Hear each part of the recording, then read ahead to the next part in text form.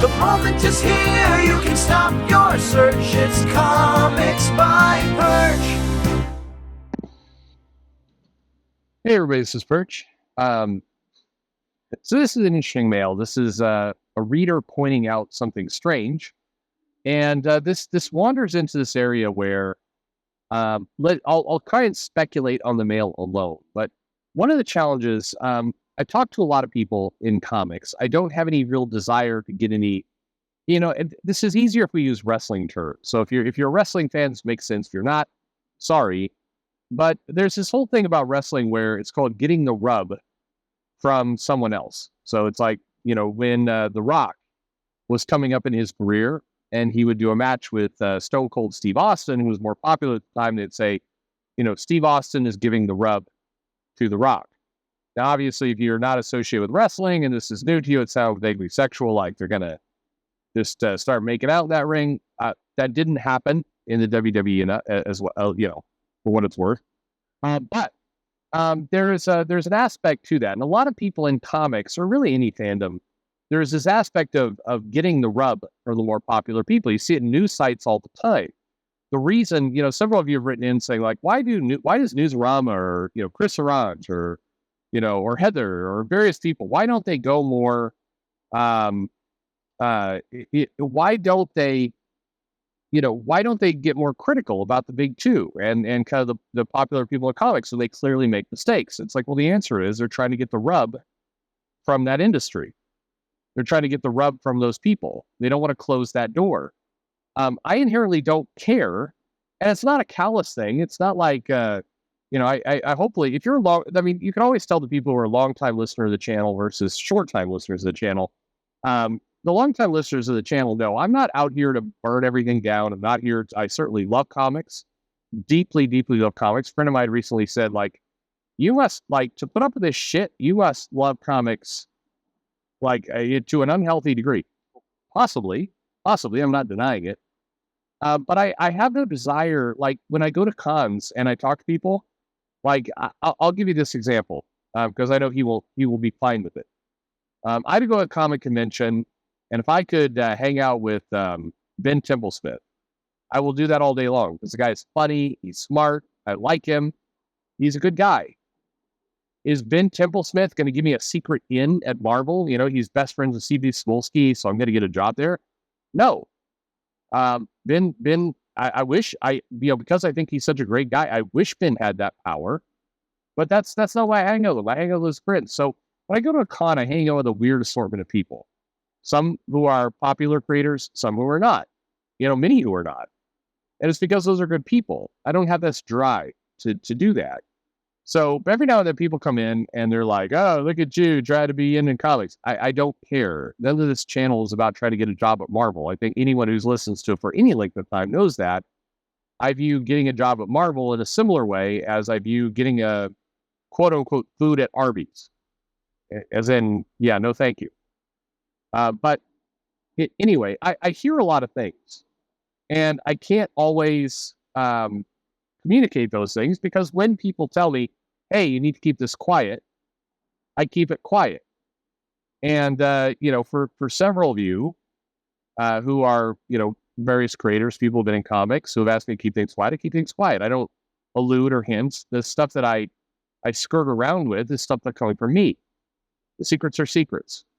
And by the way, even when this channel wraps up here fairly soon, I will certainly, there's a video that is planned. It's going to be let me tell you what I fully, truly think. It's not going to give you a bunch of secret dirt. It's going to give you my perspective, not other people's perspective. So it's just, that's been my rule.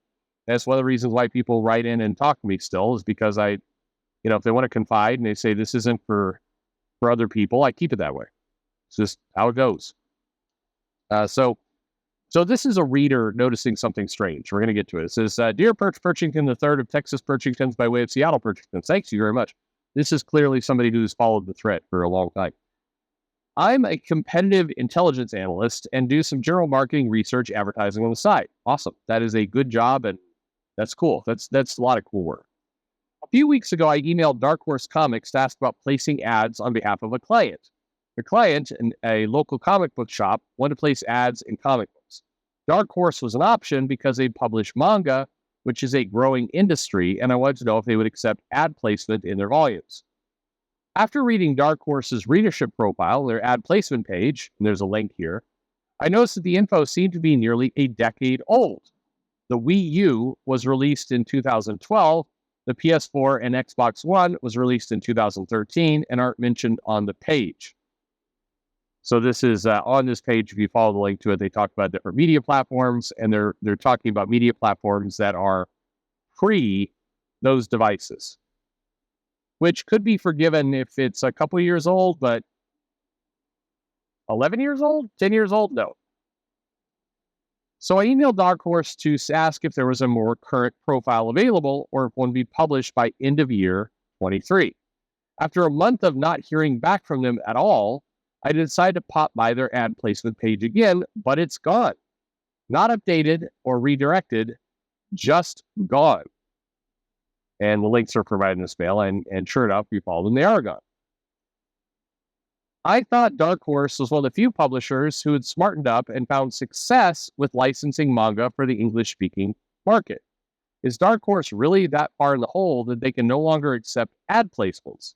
Why would they ghost a potential customer who's looking to throw money at them? Also, would you please shill my Substack for $1 million comic publishing dollars? Current exchange is negative $5, but I'll waive it. Thank you for that. That is comic book math. Well done, you. It's openintel.substack.com, and it's awfully disjointed, but it's mine and has better writing than Heidi McDonald's comic blog. Thanks. Your industry knowledge and insight have been incredibly educational the last 5 years. I'll miss you when you stop publishing video. Thank you very much. Okay. Well, let me give you, let me respond to the mail, and then I'll give you a little bit of commentary the best I can. To the mail, what's likely going on here is that Dark Horse had this page up that nobody paid attention to for a decade. And this is common of a lot of publishers. Let me give you an example of two publishers who have modern, current information up on their site: Dynamite and Mad Cave. I'm sure there are others. Those two both do. Almost everyone else does not. You can go to the big two and many others, including Boom, including IDW, and you can find web pages with here's some information for you to act on that are somewhere between 5 and 15 years old. And they're still up live. These aren't and not like you have to go to a specific page, as active links on their website. And the answer to that is that's fucking stupid. That is clearly a company that is not paying any attention to anything. And again, that could be forgiven if it's 6 months old, maybe a year, a decade. No, then it starts to get dumb. Now, it doesn't start to get dumb. It's full dumb by that point. And Dark Horse has other pages that are still up to this day that point to insanely out-of-date information. But most likely what happened here is Dark Horse was purchased, a little bit ago, and the new company either doesn't do business that way, or nobody at Dark Horse has been given instruction on how to do business with the new owners. And so rather than respond to your mail, they just deleted it because nobody knows what to do. And that's where it's currently at. Right now, Dark Horse is buying up a ton of licenses. That's very public information. They're trying to just buy stuff. The challenge, though, is that the reputation in the comic shop, in the LCS, is dropping fast. Dark Horse does not have a great reputation for retailers at this point. They, as far as I know, and as far as a lot of other people have said, Dark Horse is not making inroads outside of the direct market. So there's a big question mark as to where exactly these comics are going to be published and who they're going to market to. But since the acquisition, and my guess, and this is a guess, not a fact, my guess is that with the infusion of cash and new ownership, Dark Horse Comics has basically become semi-paralyzed to the point where they're not sure how to move forward. They also have money coming in, so nobody is panicking, but at the same time, nothing is really happening. So they're going out trying to buy licenses, they're trying to acquire IP, but in terms of partnership, classic business development, business growth, there is a stall. Now, I'm sure it's not quite that dire, and I'm sure some people in Dark Horse are doing something, but, you know, let me see. How do I want to describe this? If you're a company, you're a publisher, and part of your whole business model is reliance on others. And right now, if you're a comic publisher, a big part of your business model is a direct market, you have a reliance on other people, namely the retailer. That is the second B in your B2B2C business. So you need to invest energy into that retailer. Doesn't have to be cash. It doesn't have to be extravagant. It just has to be information. You need to inform the retailer that you know what you're doing. By the way, please, a lot of publishers do listen to this. Please, I beg you, if you're planning to stay in business, or if you have enough cash to stay in business for another year or 2 years or longer, you need to double click on your investment into the retailer. And again, I don't mean cash, I mean time, because what's happened is the industry appears fragile to the vast majority of retailers. Please, by the way, when I say retailers, do not think Midtown and the 3 or 4 other giant retailers that give you dollars for exclusives. Those guys are great. They'll give you money. Good for them. But they will represent a subset of your business that cannot make you profitable on your own. So you need to give some messaging to the other retailers who are largely thinking that the comic industry is spiraling and they have no idea who's stable and who's not. And without mentioning names, there is one publisher out there who is doing a very effective job of talking to the retailers. And a lot of that talking is sending out an email that says, hey, we're still in business. We have cash flow. We have no cash flow problems. We are going to continue to publish comics for the next 6 months. We want to make sure you know what we're doing. And so here's some of our plans. It is a form email that is going out to a couple hundred retailers, and it is gold. It is probably the smartest thing. And really, that email is probably taking an hour or 2 to write. And it's basically ensuring that the direct market, your number one source for distribution of comics, will continue to be invested in you as a company. And again, I'm saying this as directly as possible. If you are Dark Horse, if you are Boom, if you are Vault, if you are Archie, particularly if you're Archie, if you're some of these companies, you need to write a fucking email to the retailers giving some sign that you're not about to go out of business. And in your heads, you may think, that is ridiculous. We have cash. We're definitely not going to go out of business. Why would anybody be worrying about that? Well, dumbass, they're worrying about it because the comic industry has a specter of death floating over it.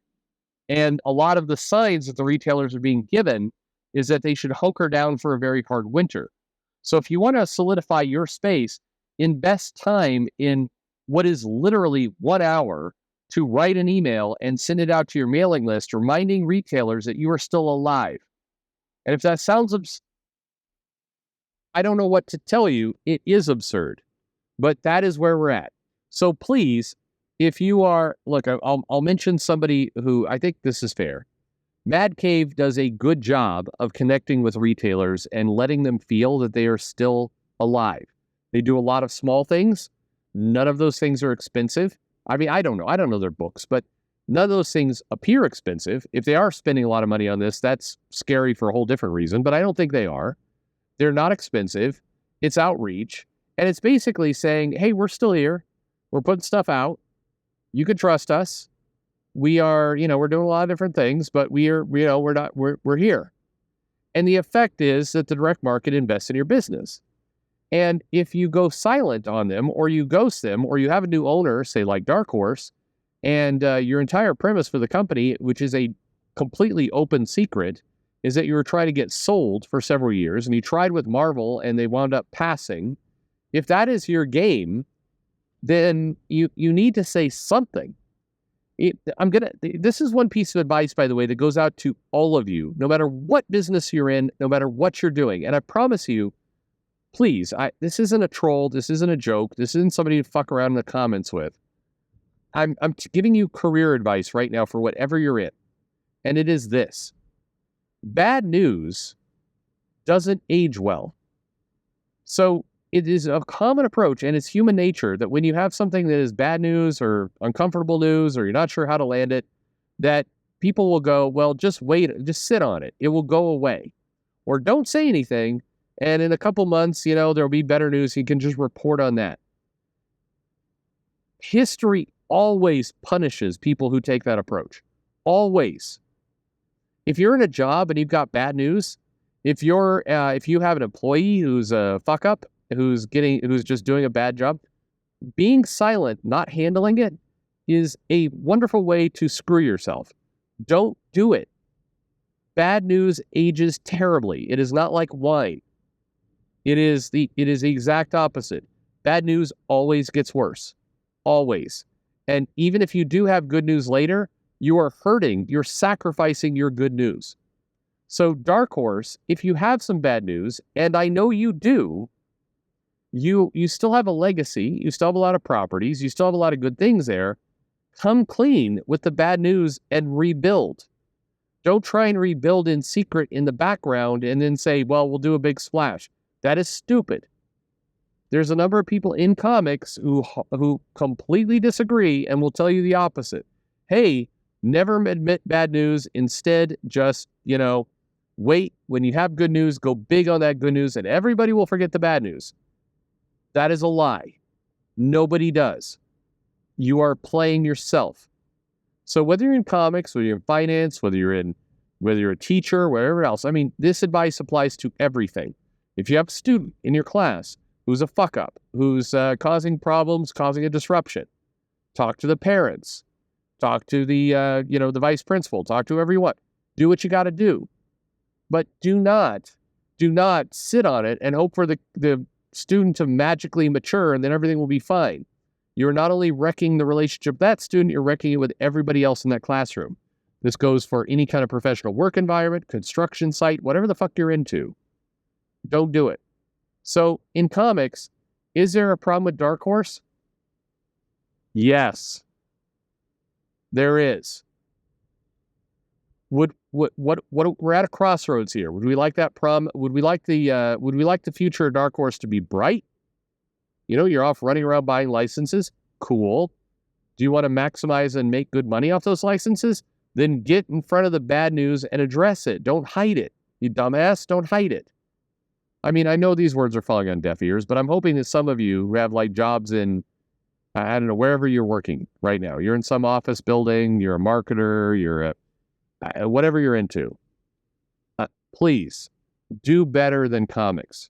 When you have bad news, come clean, say what you're going to do, move on, get people invested in your recovery. If you don't do that, you are pretty much ensuring your death.